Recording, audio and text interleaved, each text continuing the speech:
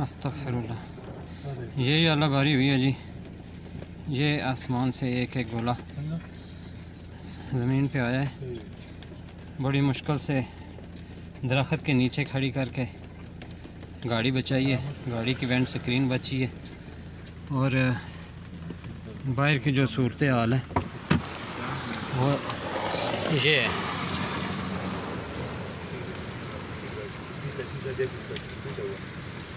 ये सामने गाड़ी जा रही है, इसके शीशे टूट चुके हैं। अल्लाह माफ़ करे। ये हमारे गुनाहों का नतीजा। अल्लाह अपने सबको अपने हिफ्ज़-ओ-मान में रखे। जो बाहर गाड़ी से बाहर होंगे इंसान, उनको पता नहीं क्या बना होगा। ये अभी की ताज़ा तरीन अपडेट।